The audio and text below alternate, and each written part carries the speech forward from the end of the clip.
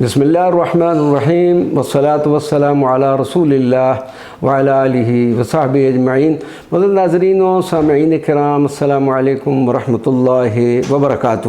القرآن الکریم انتہائی مختصر تعارف، دوسرا پارہ سیقول۔ قرآن مجید فرقان حمید کے دوسرے پارہ میں سورہ بقرہ کی آیات 142 تا 252 تک جگمگا رہی ہیں۔ مسلمان مکہ مکرمہ میں بیت المقدس شریف کی طرف رخ کر کے نمازیں ادا کرتے تھے، اور ہجرت مدینہ کے بعد بھی تقریباً 16 یا 17 ماہ تک بیت المقدس کی ہی طرف نمازیں ادا ہوتی رہیں۔ لیکن نبی کریم صلی اللہ علیہ وسلم کی خواہش اور آرزو تھی کہ اپنے جد امجد حضرت سیدنا ابراہیم علیہ السلام اور حضرت اسماعیل علیہ السلام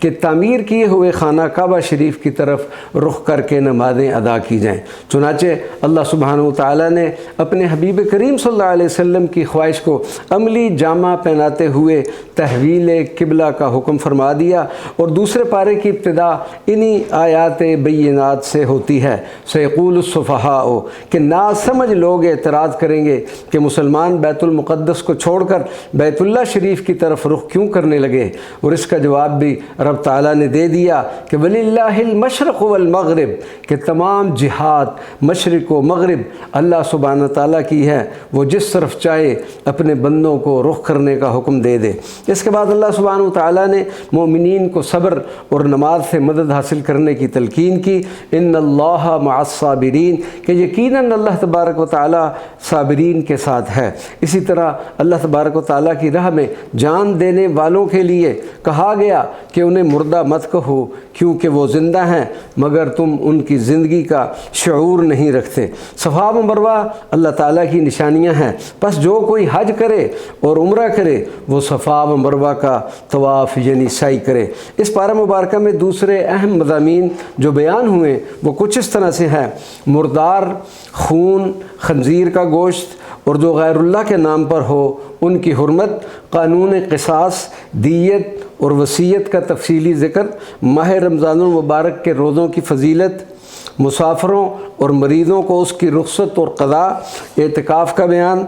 قمری چاند یعنی قمری تاریخ چاند کے گھٹنے اور بڑھنے کی غرض و غایت، اوقات حج، حج کے ایام اور آداب کا ذکر ہے۔ حالت حیض میں جماع کا حکم، رضاعت کے احکام، طلاق کے احکام،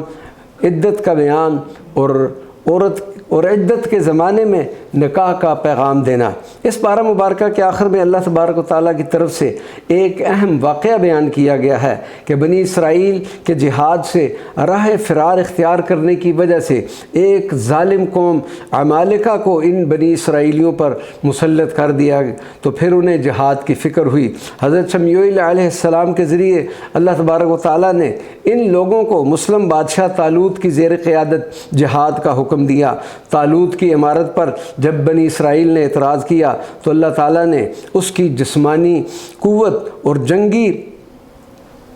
علوم میں اس کی مہارت کی اہلیت کو امارت کی دلیل کے طور پر بیان کیا، اور بنی اسرائیل کے مذہبی مقامات مقدسہ اور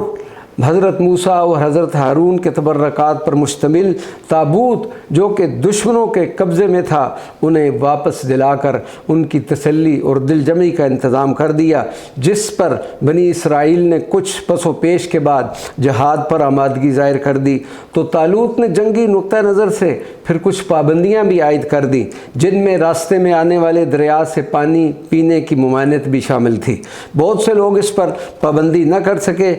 اس کے اور جہاد میں شرکت کے لیے نااہل قرار پائے۔ ایک قلیل تعداد جو کہ بعض روایات کے مطابق 313 تھی جہاد میں شریک ہوئے۔ اللہ تبارک و تعالیٰ نے کفار کو شکست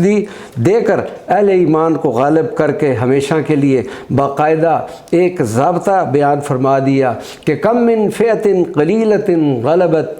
فیعتن کثیرتم باذن اللہ، کہ کتنی ہی جماعتیں ہیں کہ جو طاقت میں کمزور ہوتی ہیں، ان کی تعداد بھی کم ہوتی ہیں، لیکن ان کی فرما برداری اور اطاعت کی وجہ سے اللہ تبارک و تعالیٰ ان کی مدد کے ساتھ ان کو غالب بھی فرما دیتے ہیں۔ مسلمان جب بھی کامیاب ہوئے تو وہ مادیت اور دنیاوی طاقت و قوت کے بل بوتے پر غالب نہیں آئے، بلکہ اللہ تبارک و تعالیٰ پر ایمان، بھروسہ اور نیک اعمال کی بنیاد پر غالب آتے رہے۔ اللہ تبارک و تعالیٰ ہم سب کو قرآن پاک کے فیوزات و برکات سے نوازے اور اپنی اس مقدس و معطر کتاب کے احکامات پر عمل کرنے کی بھی توفیق عطا فرمائے، آمین یا رب العالمین، بجاہ سید المرسلین صلی اللہ علیہ وعلی آلہ وصحبہ اجمعین، وما علینا الا البلاغ المبین۔